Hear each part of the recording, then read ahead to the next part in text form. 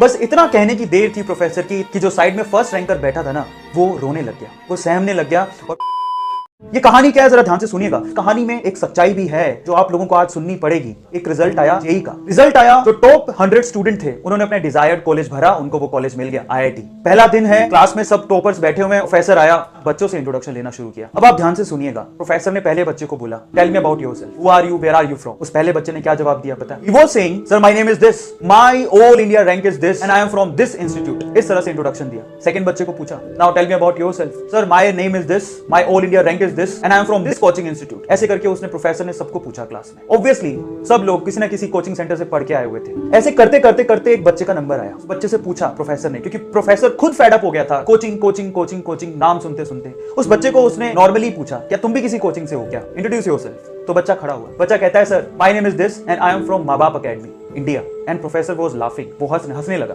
कहता है, ये माँ बाप अकेडमी क्या है, मैंने तो पहली बार सुना है। ये सर वही जो सबके पास होती है, माँ बाप अकेडमी। मेरे माँ बाप, मेरे पापा ने मुझे पूरा सपोर्ट किया, मेरी मम्मा ने मुझे पूरा सपोर्ट किया, मैंने सेल्फ स्टडी की और मैं आज यहाँ पर पहुंच गया हूँ। तो प्रोफेसर उससे सवाल पूछता है कि तुमने फिर कोचिंग सेंटर ज्वाइन क्यों नहीं किया। बड़े ध्यान से सुनिएगा। बच्चा जवाब देता है कि सर क्या हो जाता कोचिंग सेंटर ज्वाइन करके, वही ऑल इंडिया रैंक 1 है जो वही लकड़ी की बेंच में इसी क्लास में बैठा है, और वहीं मैं हूं 59th रैंक है सर, और मैं भी उसी क्लास में उसी लकड़ी की बेंच पे सामने बैठा हूं सर। क्या फर्क? हाँ, फर्क सिर्फ इतना है कि वो 2-2.5 लाख रुपए खर्च करके बैठा है और मैं अपने माँ बाप के 2-2.5 लाख रुपए बचा के बैठा हूं सर। सो प्रोफेसर उसकी बात को सुन के हैरान रह गया। प्रोफेसर से रहा नहीं गया, उसने फिर से एक सवाल पूछा उसी बच्चे से। कहता है, तुमने कभी तो ट्राई किया होगा इस कोचिंग इंस्टीट्यूट के लिए, कभी तो तुम गए होगे। तो उसने जवाब दिया, हाँ सर मैं गया था। मेरे स्कूल वाले जो टीचर थे वो मेरे घर आए, मेरे पापा से मिले और उनको बोलते हैं, आपका बच्चा बहुत होनहार है, इसके लिए कुछ करो, उसको किसी इंस्टीट्यूट में दाखिला दिलाओ, ये निकल जाएगा। पर मेरे पापा के पास इतने पैसे नहीं थे, तो उन्होंने अपना घर बेचकर थोड़े बहुत पैसों का जुगाड़ किया और मुझे लेकर गए इस कोचिंग सेंटर में।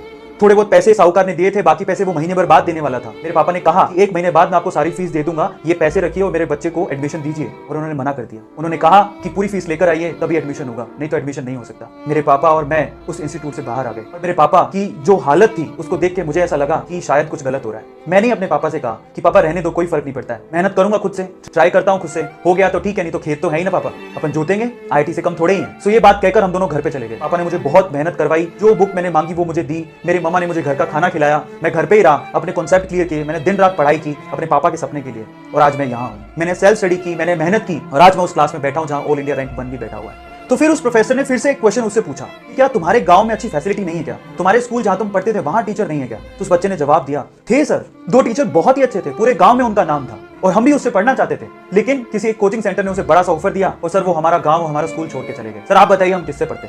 और ये सब सुन के उस प्रोफेसर ने उस बच्चे की बहुत तारीफ की क्लास में, और बहुत ज्यादा। अब क्लाइमेक्स आने वाला है स्टोरी का, ध्यान से सुनिएगा।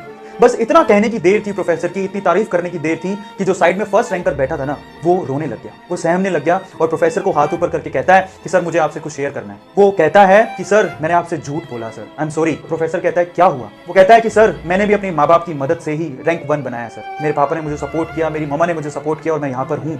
तो फिर प्रोफेसर पूछता है, तो तुमने क्यों कहा था पहले कि तुमने कोचिंग सेंटर ही ज्वाइन करके ये रैंक बनाया। तो वो कहता है, sir I am sorry, actual में मुझे ऑफर आया था इंस्टीट्यूट से और इस वजह से मैंने अपना रैंक बेच दिया, सॉरी फॉर दैट सर, मुझे बहुत फील हो रहा है। अब मोरल क्या है स्टोरी का, जरा उसको समझें।